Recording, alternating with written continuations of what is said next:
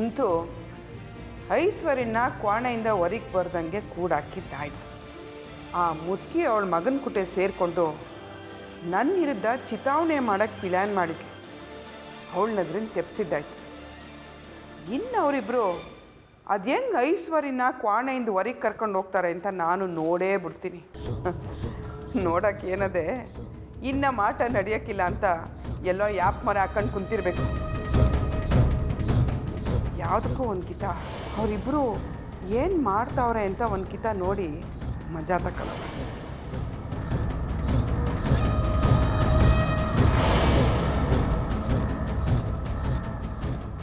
ಎಲ್ಲೋಗ್ಬಿಟ್ಟ ಇವಯ್ಯ?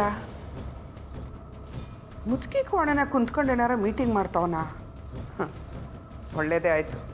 ಇಬ್ಬರು ಒಟ್ಟಿಗೆ ಇದ್ದರೆ ಕಿಚಾಯಿಸೋಕ್ಕೆ ಸಂದಾಗಿರ್ತದೆ.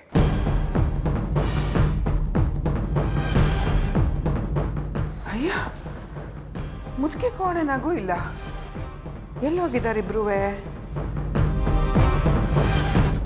ಇವರಿಬ್ರು ಇಲ್ಲ ಅಂದ್ಮ್ಯಾಕೆ ಐಶ್ವರ್ಯನೂ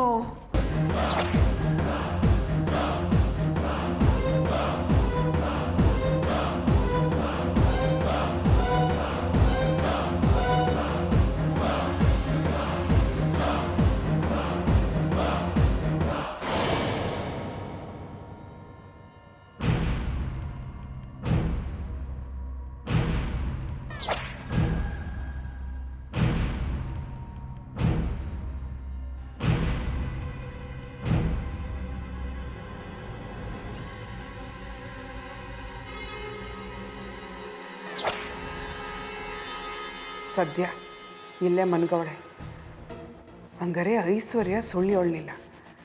ಅವಳಿಗೆ ದಿಟ್ಟವಾಗ್ಲೂ ಜ್ವರ ಬಂದದೆ ಅಂತ ಆಯಿತು.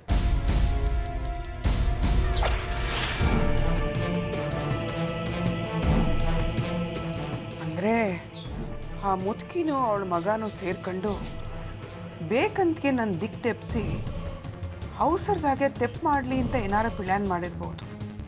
ಅವ್ರು ಬ್ಯಾರೆ ಇನ್ನೇನಾರ ಪ್ಲ್ಯಾನ್ ಮಾಡೋಕ್ಕೆ ಮೊದಲು ನಾನು ಆ ಕರಿಯನ್ನು ಎತ್ತಂಗಡಿ ಮಾಡಿಸ್ಬೇಕು. ಅಣ್ಣಂಗೆ ಅವಳಿಗೆ ಕೆಲಸ ಮಾಡಿಸ್ತೇನೆ.